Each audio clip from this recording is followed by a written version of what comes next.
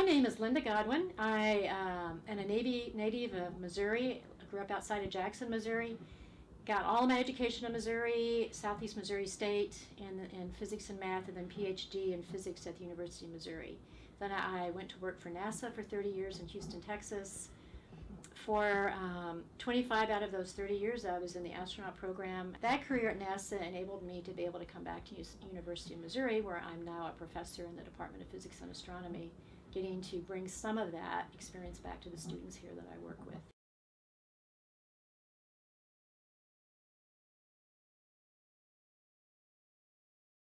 The countdown for launch has been progressing for a few days. The crew has been in quarantine for a week, part of the time in Houston, Texas, and then flying to Kennedy Space Center and staying in crew quarters.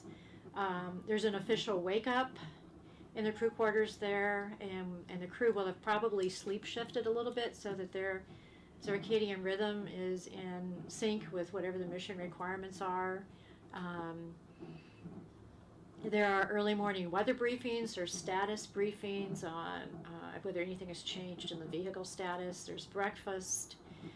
And if it's in the crew day, an afternoon launch, there could be a few hours of free time. But if not, if it's a morning launch, then things would proceed fairly rapidly to the suit preparation room after that. And eventually, when the crew had on their orange suits and everything was checked and all the gear was ready, they'd walk out to the van and ride out to launch pad. You take the elevator up to the correct level and then wait. One would wait their turn as a crew member to be strapped in. Eventually, the closeout crew would close the hatch on the shuttle, would pull back the arm that was deployed against the hatch. Everybody would exit the pad and go a couple, 2 or 3 miles away and wait.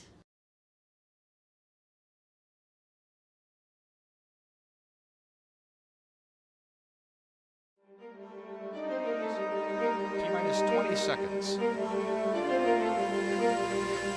T-minus 15 seconds. The sound suppression water system has been activated. We'll let you go for main engine start. We have a go for main engine start. Main engine start. 2, 1.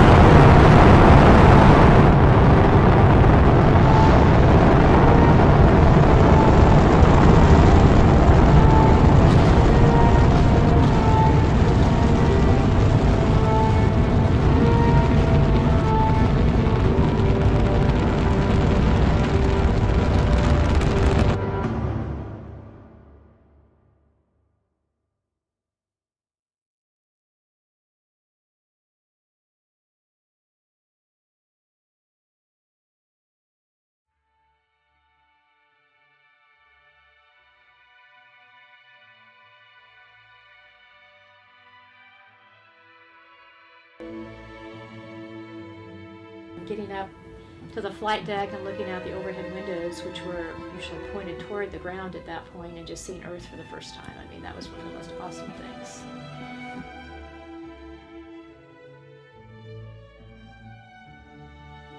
Certainly floating is an odd thing, and it took some getting used to just living in that environment.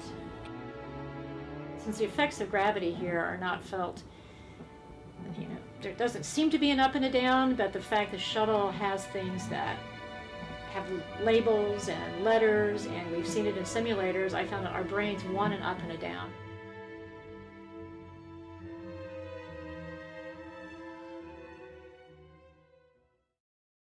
There were multiple assignments for every crew member, so I'll just kind of hit like the top 1 or 2.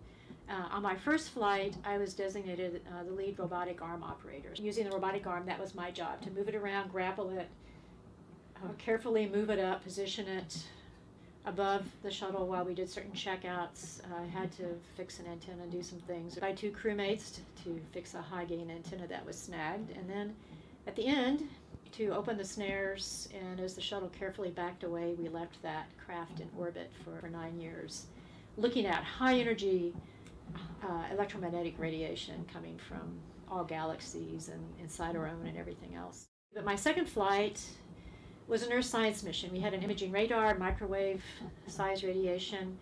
was bouncing off the surface of the Earth, and coming back up to the antenna on the shuttle. It was really just looking at the surface of our planet and looking at deforestation, looking at the deserts, looking at the oceans. And we had another suite of instruments that was looking at Earth's atmosphere. So it was Earth science.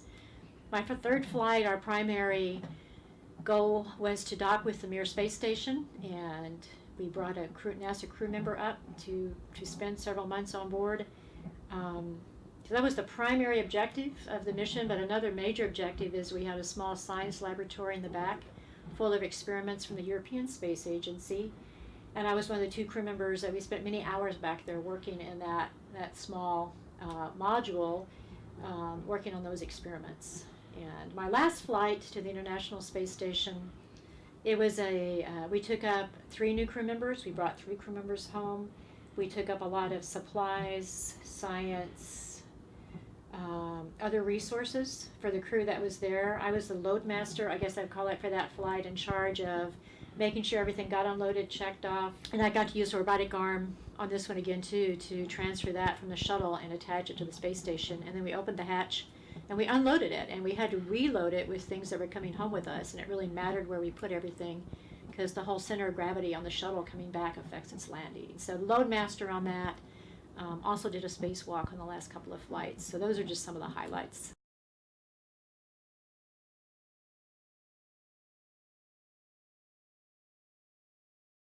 So deorbit burn and coming back home, in a nutshell, means we have to get out of this free fall orbit where we've just been going around the Earth and missing it, and slow down just enough so we could use energy management to bleed the rest of our speed off, using the friction of the atmosphere to land just where we wanted to land in our big glider called the Space Shuttle, that now is transforming from an orbital vehicle into an entry vehicle.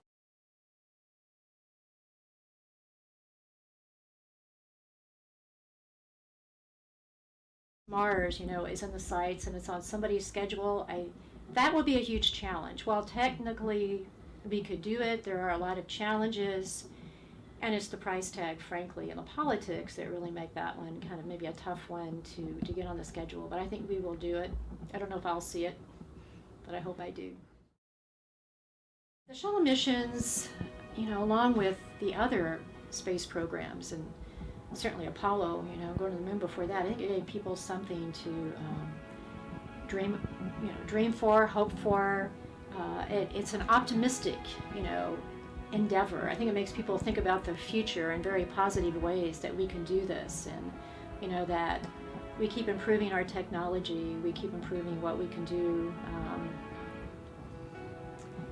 It's a prestigious thing, I think, around the world. And many countries want to be players in space these days because it's seen as something that gives our country a lot of credibility, and that's why I want to see us remaining on, very competitive on the space exploration stage around the world. Wow. My whole career at NASA, that whole 30 years was a huge impact on my life, just being there. And, I guess it changed my perspective of the world a bit. When you can go around it in 90 minutes, like we did in this low Earth orbit, and you see the different countries and the different people and all the, the oceans and everything. It's the only planet we have, and we need to take care of it. And I already thought that, but I think that really drove it home. In another way that I didn't really anticipate in the beginning, when I just really, really wanted to be an astronaut. Having had that experience has opened up a lot of doors for people, for travels I've gotten to do, places I've gotten to go, and people I've gotten to meet. So it really has influenced a lot of my life.